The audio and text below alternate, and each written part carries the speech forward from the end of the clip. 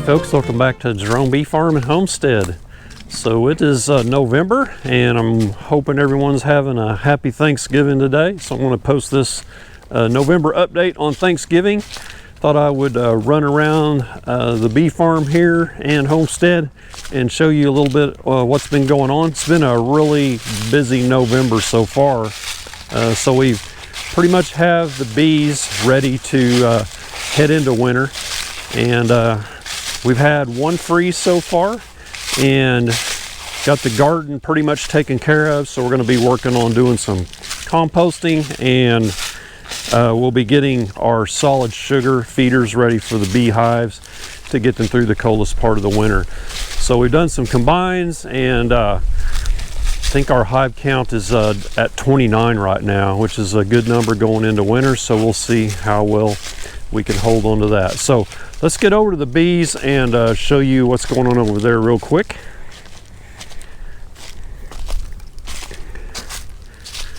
We also had this tree fell down here. So if a tree falls on the bee farm, does it make a noise? So I didn't hear it. I didn't hear it fall down. So it's an old rotted out elm tree that's had Dutch elm disease. So a lot of these elms are dead. So I'm going to be working on those.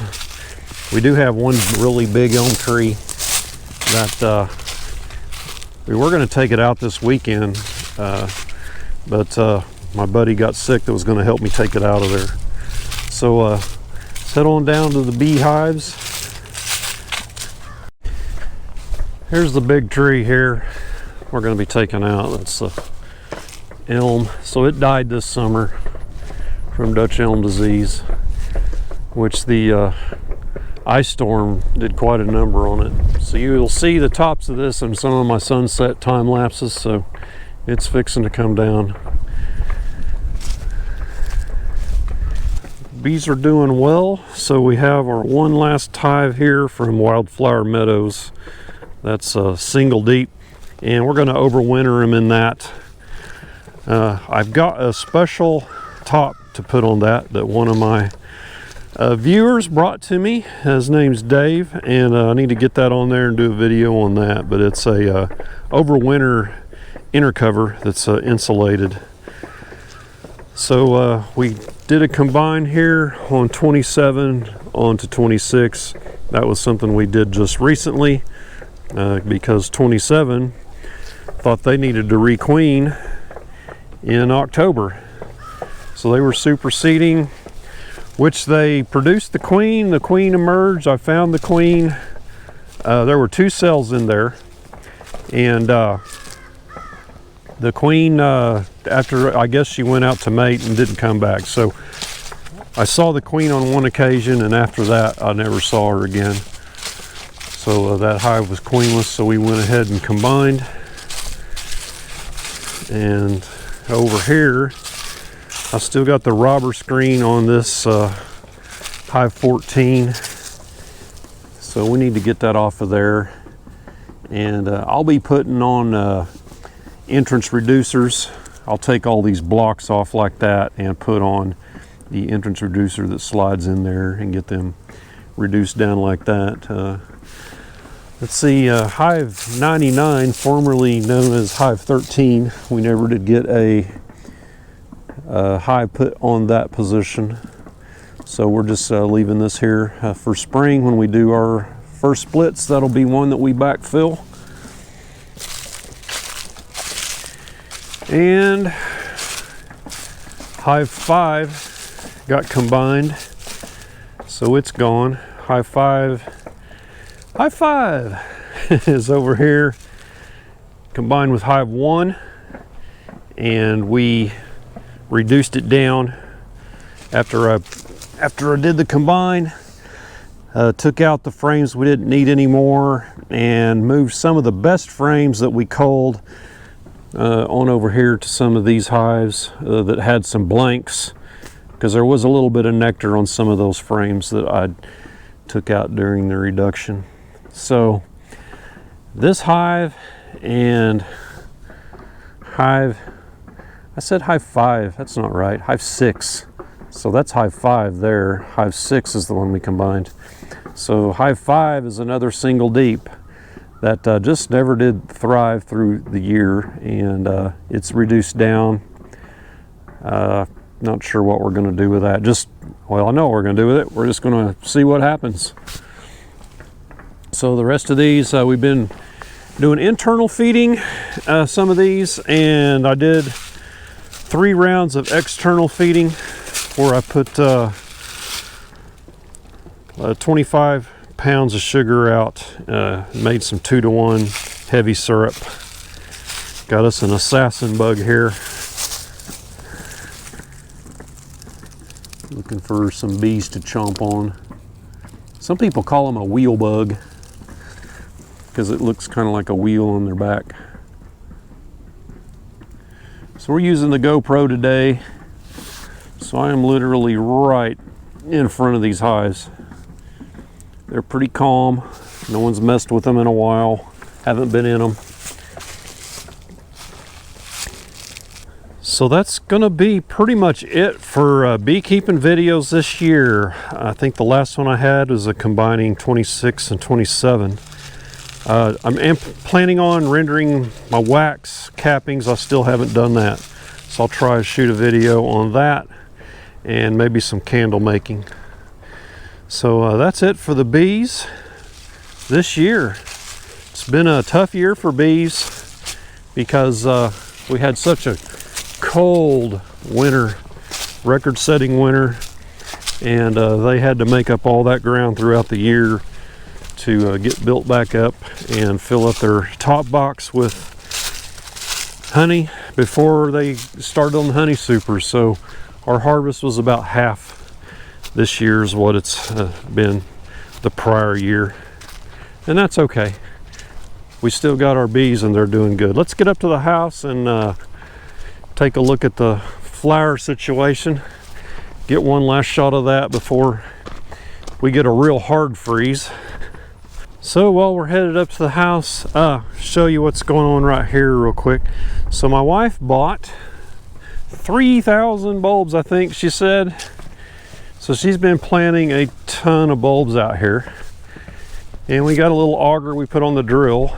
So she's killed one of my drills so far, and I went and bought a heavy duty drill that was plug-in, and brought a generator out here and ran it for a little bit, because she bought this auger. It's like it's like 5 inches wide, 6 inches. It was big, but it's just too much. About rips your arms out of socket, you know, if it catches a root. So we went back to the 3-inch auger and the little battery powered DeWalt, the 20 volt, and it's working pretty good. So I did try I put the tiller on my tractor and we till up a spot, and that didn't really help much, what we found, even on that big auger. So going back to the small auger, it's just as easy to drill them directly into the earth as it is to do all this tilling and all that business. So up here, this is where I've tilled, and then this is a spot where she's done it just straight into the dirt. So she's got, man, I don't know how many, but they're up here, I think, is tulips, and all this down here is going to be daffodils. I may have that backwards, but you can see in my spring videos, this whole hill up on this upper slope has hyacinth and tulips and daffodils, and now she's come down a whole nother section and is going along here. So this will all be new bulbs, and she's got enough to go clear up the hill there along the drive, and she said if she had any left over, she'd do these. Our sugar maples that we've had planted forever are finally starting to take hold a little bit this year, and they've got a little bit of color to them. But we've got these planted all along the drive up the way, so someday we'll have a nice maple tree lined drive here. But believe it or not, this tree here is 7, maybe 8 years old, and that's all the bigger it is. So our soil here is not very good. And when we planted these trees initially, we didn't amend the soil around them. So, and this particular tree's in a spot where most of the water runs off, so it doesn't get much water other than when we water it. So, and we had a hailstorm early on this year, and man, you can see the hail damage where these trees got smacked. All of our trees have, not just these, but spots where you can see where hailstones have hit them. And we did lose a window up on the house, on that one of those dormers, on the right hand dormer. We lost one of those windows in that hailstorm. Roof did okay though, brand new roof, it held up. Okay, she's got a nice fall wreath she's put on there. She made that herself. She's pretty crafty. It's pretty. So we moved some of the flowers up here for the frost. Some Boston ferns, and that seemed to protect them. But the flowers out here, a lot of them got burned. So the mums are looking good, which is a cool weather plant anyway.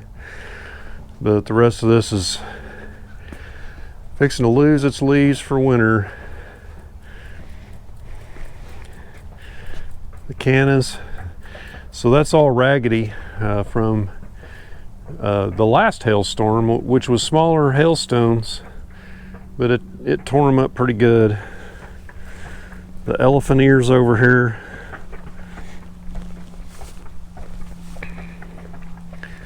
it just shredded them. So that's all that's left of those big pretty elephant ears.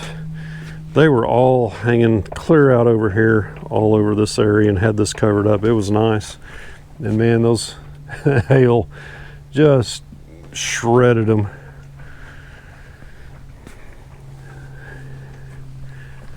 So she's got some new winter plants to go in. I think those are like winter cabbage, is that what that's called? And some pansies. These that geranium won't last long. Let's get around here to the back. So those late blooming irises are actually blooming. We've got some around out in the woods too. But the gladiolas that we didn't think were going to survive the hard freeze came back from root, and a couple of them actually had a few blooms.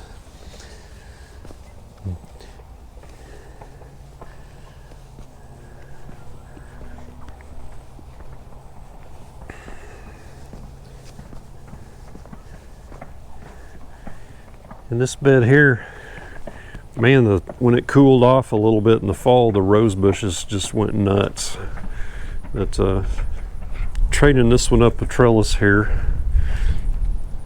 And this one here in the middle was supposed to be a bush, and it turned out to be a climber. So we're gonna have to dig that one up and transplant it. So something new that she's growing this year are these dahlias.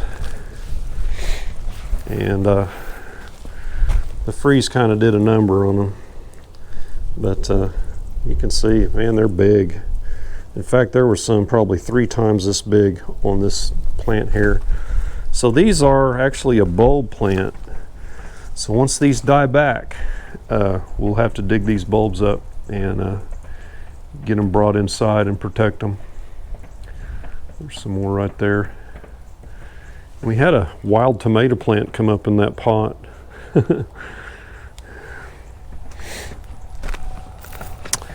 And this is the south side. Man, look at all the little butterflies on this.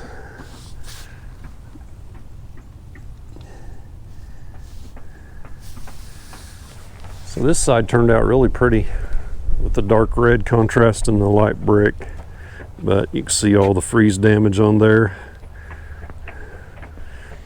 We need to get in here and finish with our wood chips. So when we bring down the big tree, that's going to provide a lot of wood chips for in here, and we'll get this ground covered up. So my mom and dad was up here last week, and my mom went through all this and cleaned out, dug up all the weeds. She weeds, and my dad, he likes to mow, so he was on the mower. That's it for the flowers. Let's head on down by the garden and chickens, and we'll show you what's going on down there. Here's these back gardens. These didn't get a whole lot of attention this year. Most of the time was spent working on the flower gardens up by the house. This tree here is real pretty. It's a sweet gum. So we actually planted that. I think Ronnie at Early Bird Farm is like, dude, why would you plant a sweet gum tree? Because they have those little pokey balls that fall off and stab you in the feet. There's another one there. We planted 5 or 6 of these. But man, they're pretty in the fall. And we planted this evergreen. That was our Christmas tree when we first moved out to this property, when we lived over here in this apartment in that barn. But here's a silver maple, and we planted these from just wild sprigs that came up in our house, at our house in Moore. Before we moved out here, we'd bring them out here and plant them, and they're doing pretty good. But they're pretty in the fall as well. They're more of a yellow than the red of the sugar maple.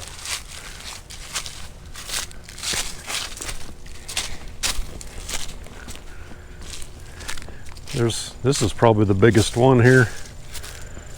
It's got about a 4-inch base there. Most of the leaves are gone off it though.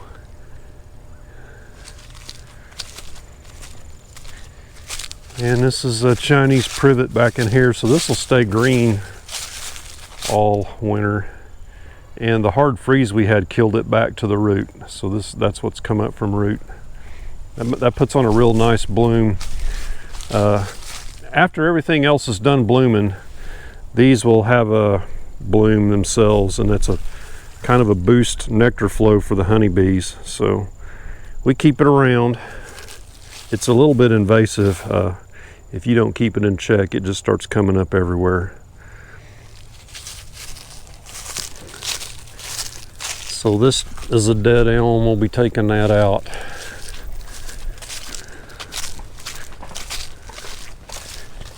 And these elms right here, 3 medium-sized elms are dead. So we'll be taking those out. There'll be a lot of wood chips from those top limbs for the flower beds.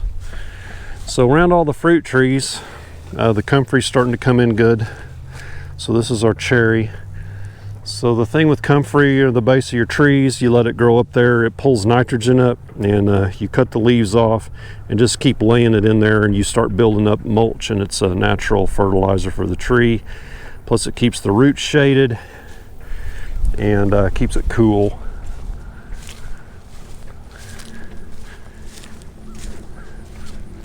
So we got that growing around all of our trees. So we got our drip system going on the trees. Here's one of our emitters. So I got 2 of these on each tree, and I figured if I don't remember how long I run it, but I think it's like 40 minutes I'll run it, and that's equal to about 20 gallons on each tree. And I'll do that every 3rd day or 4th day. And I use these little timers. Oh, I took them off, but I have little timers on the water spigot, and one of them quit working on me and stayed open and flooded the garden. So let's show you the garden down here that we got going, the winter garden. There's some of the chickens. Hey ladies. There they come. They think I've got food. pulled up what was left of the tomatoes down here, which they didn't make many, and up here in this garden up here. Pulled them out the last few days. So got this low tunnel going for the winter greens. So in here we have spinach and different types of choy and lettuce. It's all in here, and we'll feed a lot of that to the chickens throughout the winter. But you got to keep these open on days that it gets up, you know, in the mid 60s and 70s, because it'll get too hot in there. So over here we've got tillage radish, which is what these broadleafs are, and the grassy looking stuff is winter rye. So that's just a cover crop to kind of help with weed suppression. And also in the spring, we'll just till all that in, and all those radishes that go down in and condition the soil just break up and adds organic matter to it. So help them in this old clay, sandy clay soil that we've got here. And I got my irrigation down here going. I got let's see, 5 lines going here and 4 going there, and they are 12-inch spaced drip lines. That's working pretty good. I've got each one on its own valve, so I can pick which one I want to do. So this is the one where the little controller got stuck open and it flooded this whole area. There's some asparagus. And this right here in the middle got started this year, and these tall ones out on the end are from seed starts last year. So we will probably have some asparagus off of these bunches right here on the ends in the spring. So let's go over to the compost pile. So we've got most of the raised bed gardens, well, pretty much all of it, dumped in here. So you can see some of the beans that got froze. So those are Kentucky Wonder Pole beans, and man, I highly recommend those. They produce a lot in a small area. You just have to trellis them up, and they're climbers. So yeah. So in here we've got all the leftover green from the garden that we've taken out, and below that is chicken manure and straw. So I need to turn this, so I'll do that today. Get the tractor in here and turn this. And another thing I could do, which I might do, is grab this pile right here, which is a compost pile that's been working for 3-4 years now, and with dirt mixed into it. I may just take some of this and sprinkle it on top of that, cover it up, wet it down real good, and just go with that.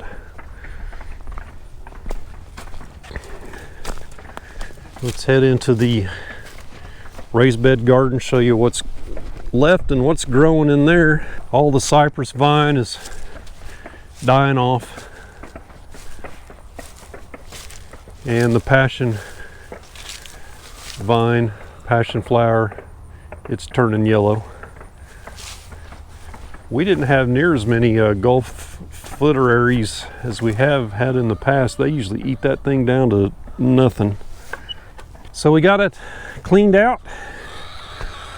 All the tomatoes and beans and all that's cleaned out.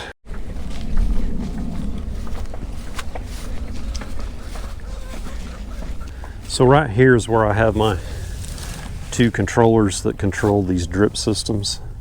And here's my 2 lines. So they're up here on T's. And there's also one in the garden that goes right there, and that one controls watering the whole garden.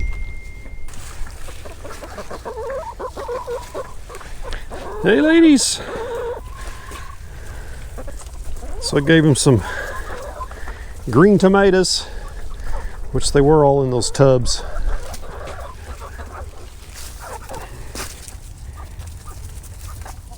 And they like comfrey.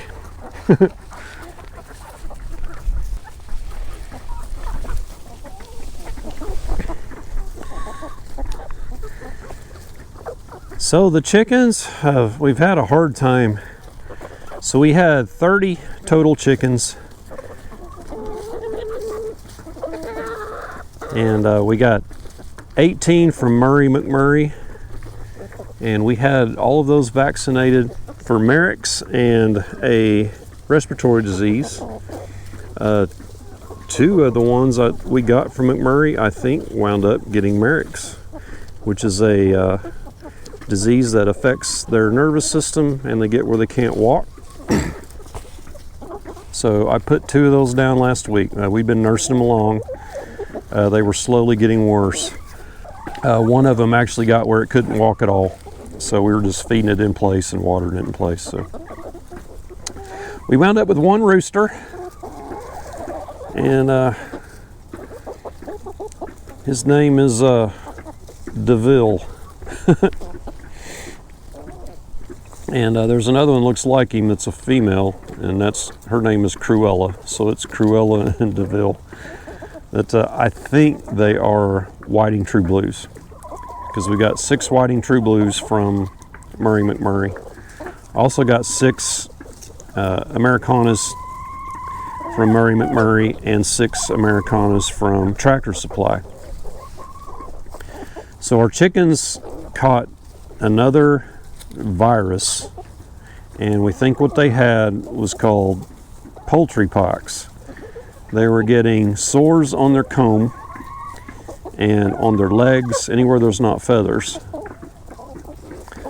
So we were working our way through that. So there's 2 kinds of that. There's wet version and dry version. And we had 2 that got the wet, and 1 died. Actually, we had 3.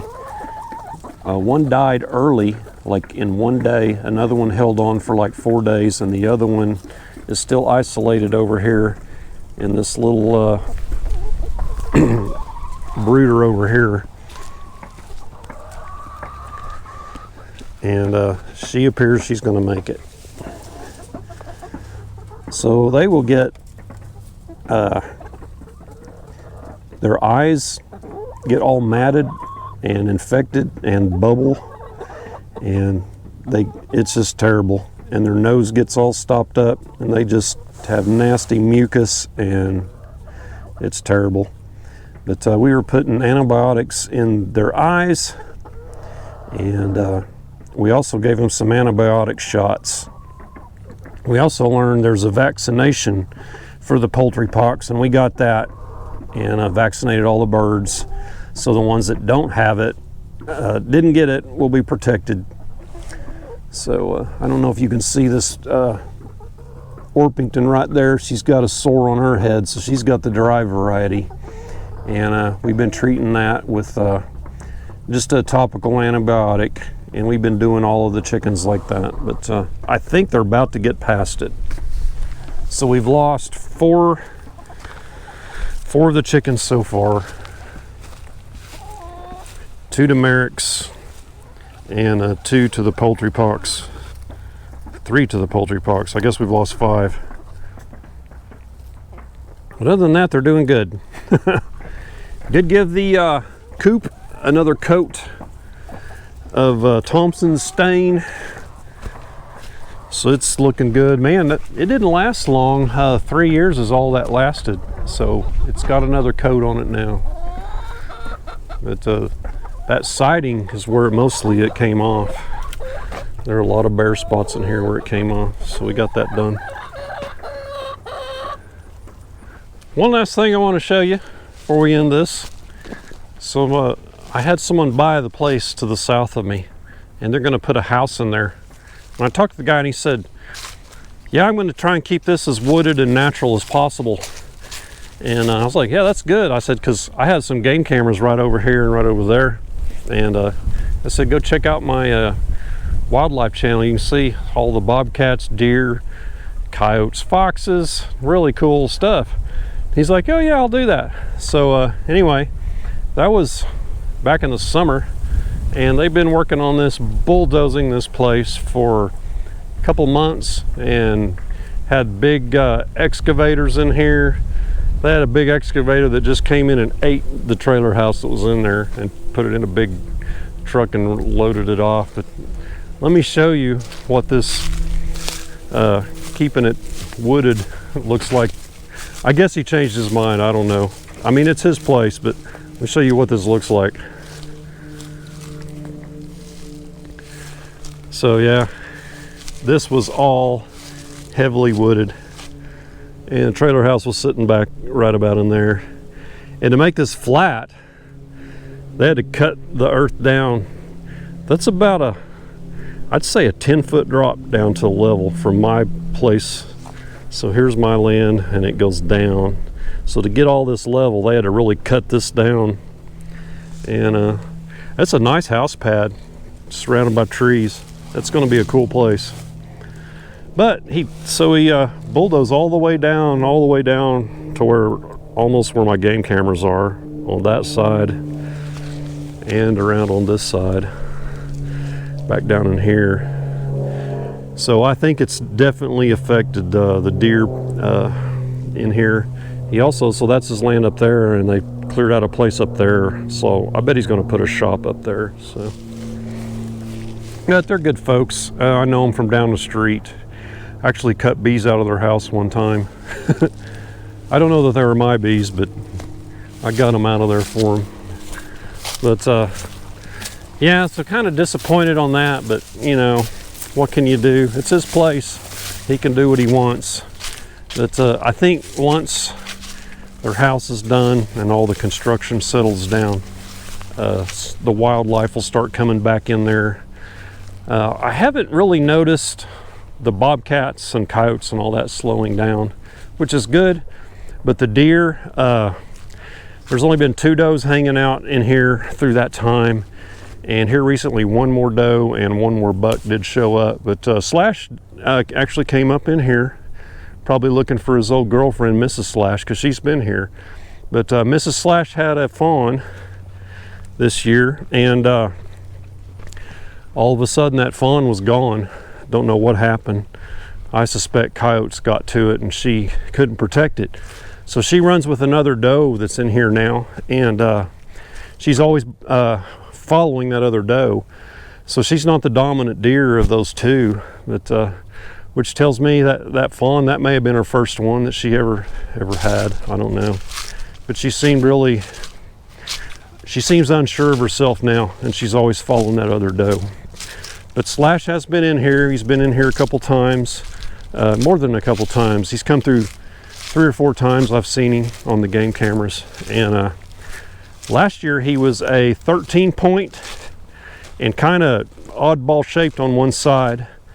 And this year he's a really symmetrical big 10 point. Really nice looking rack. So we could use a rain.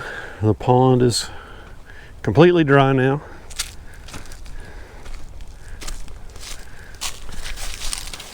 Well, that's it. Hope everyone had a happy Thanksgiving. Got to spend it with family and friends.